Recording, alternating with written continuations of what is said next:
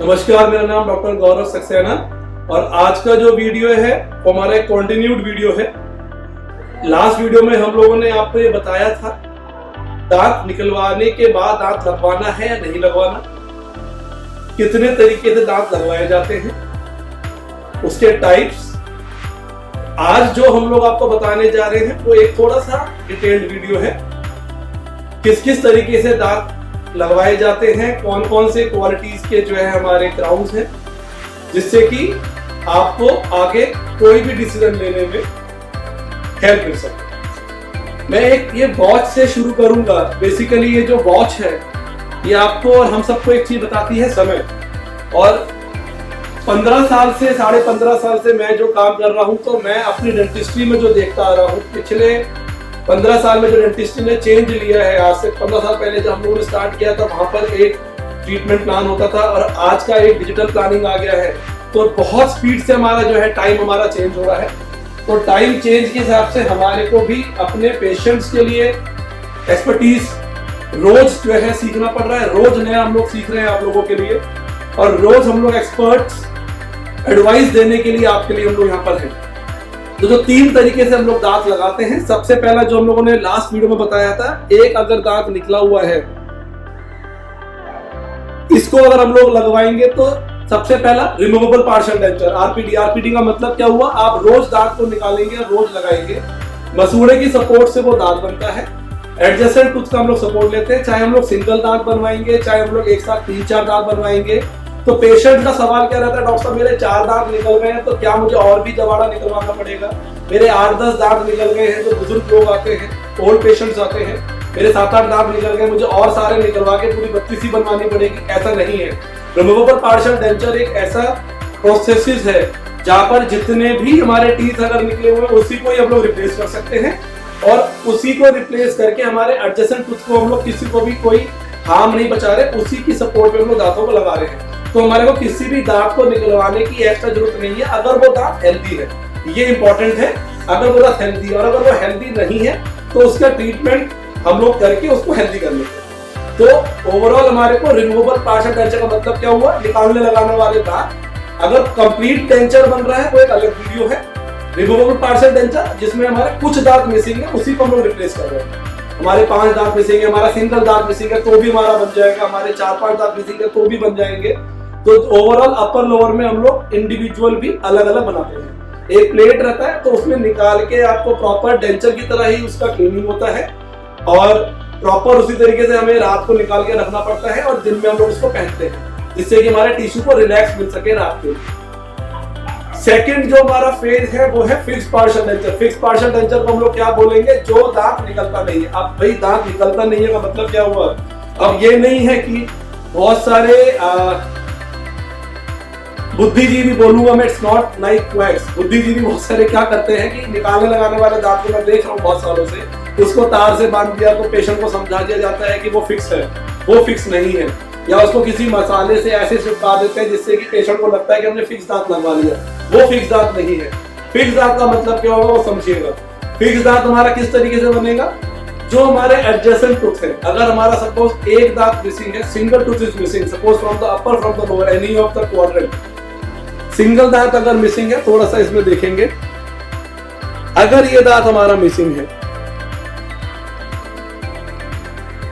इस दांत को लगाने के लिए हम लोग क्या करेंगे, मैंने अगल बगल का सपोर्ट लिया। सपोर्ट का मतलब क्या हुआ, हम लोग किस तरीके से सपोर्ट लेते हैं ये इंपॉर्टेंट है समझना। हम लोग उस पर्टिकुलर टूथ को प्रिपेयर करते हैं। The right word for the dentist is preparation of a tooth. How we people are preparing, हम लोग टूथ को पूरा चारों तरफ से ट्रिम करते हैं। ट्रिमिंग वर्ड का मतलब ये है दांत को प्रॉपर जो है चॉप करा जाता है, ट्रिम करा जाता है। इनेमल का जो ऊपरी सतह है हमारा दांत का enamel, we need to reduce it, that is basically called preparation. अब उस प्रिपरेशन को कितना करते हैं, उस प्रिपरेशन का अपना एक साइंस है। उस साइंस का मतलब क्या है कि हमारा एक दांत को लगाने के लिए हम लोग अगल बगल वाले दांत का सपोर्ट ले रहे हैं, और सपोर्ट का मतलब क्या हुआ, अगल बगल वाले दांत को घिसा जा रहा है।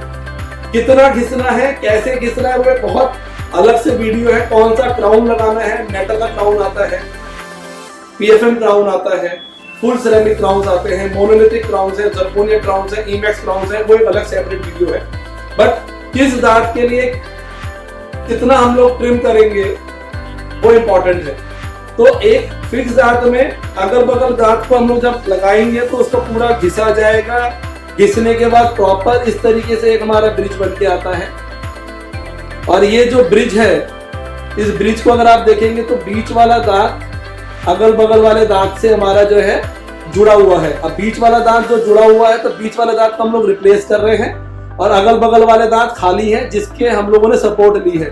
मतलब जब ये पहना जाएगा मुंह के अंदर तो मुंह के अंदर हमारे ऑलरेडी 2 दांत हैं। अब इन दोनों टूथ को हम लोगों ने सपोर्ट में लिया है और इन दोनों टूथ को सपोर्ट में लेने के बाद हम लोग इसको इस तरीके से हम लोग पहनाएंगे जिससे कि ये एकदम नेचुरल दिखेगा।